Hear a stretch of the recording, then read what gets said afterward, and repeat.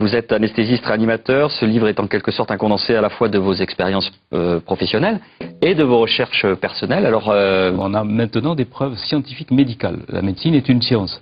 Et on a la preuve que lorsque le cerveau s'arrête de fonctionner, c'est-à-dire la définition actuelle de la mort clinique, eh bien les gens étaient capables d'avoir une perception, une cognition, ils étaient capables de voir ce qui se passait autour d'eux, ils étaient capables d'appréhender même ce qui se passait à distance de leur corps physique, au moment même où leur cerveau ne fonctionne plus.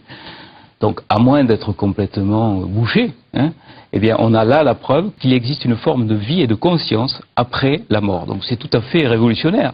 Il y a beaucoup de témoignages. Il y a mon ami Jean Morzel qui, lui, donc, a vécu une expérience pendant une période de coma, pendant une anesthésie en particulier. Il est sorti de son corps, il a pu traverser les murs, il a pu décrire une plaque qui était située sous la table d'opération, et tout ceci a pu être vérifié. Donc, ça veut bien dire qu'à un moment donné, on est capable de sortir de son corps. Ça semble ahurissant, c'est un petit peu farfelu de raconter ça actuellement.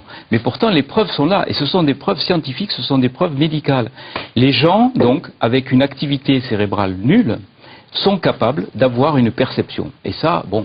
Le cerveau est censé être arrêté, et pourtant, ils ont cette expérience-là, il a décrit vos retours. Parce que si vous voulez, les matérialistes, ils disent quoi? Ils essayent de trouver toutes les clés au niveau de la matière cérébrale. Ils disent que le cerveau est l'explication de la conscience. Vous dites? Je dis, le cerveau ne fonctionnant plus, on est capable d'avoir une conscience, et ô combien plus performante, puisque les gens disent pouvoir voir à 360 degrés, se déplacer dans l'espace, aller voir ce qui se passe dans une pièce à côté. Et tout ça, ça a été édité par des revues scientifiques à comité de lecture, comme The Lancet ou comme Nature. Oui, qui sont les revues les plus prestigieuses. C'est les revues les plus prestigieuses, c'est pas des revues ésotériques. Et avec ces résultats-là, on est incapable de franchir le pas pour dire aux gens, oui, il existe bien une forme de conscience lorsque le cerveau s'arrête, lorsque nous sommes en état de mort clinique. Et c'est quand même surprenant qu'on n'arrive pas à passer ce message-là. Il suffit d'accepter ce principe que, pourquoi pas, la conscience n'est pas le fruit du cerveau, que la conscience n'est pas sécrétée par le cerveau, comme le foie sécrète la bile, tout simplement. Et alors, où est le siège de la conscience? Je pense qu'elle est à l'extérieur, et on arrivera à le prouver le jour, mais ça arrivera un jour. Probablement, si l'humanité est assez sage pour vivre autant de temps encore, mais probablement, on arrivera à greffer des cerveaux, ça arrivera un jour. Et on aura la surprise de voir que l'individu qui a un cerveau greffé n'est pas un individu nouveau. C'est-à-dire, il aura l'intégralité de sa conscience et de sa mémoire aussi. Et ça, on commence à le percevoir avec, si vous voulez, autre chose qui s'appelle la vision holographique de la conscience.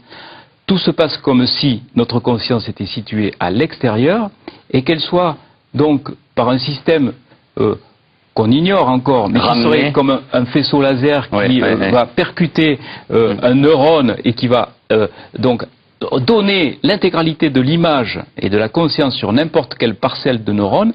Eh bien voilà comment peut être conçue la conscience actuellement. Docteur Charbonnier, je vous remercie beaucoup. Donc, à moins d'être complètement bouché, eh bien, on a là la preuve qu'il existe une forme de vie et de conscience après la mort clinique.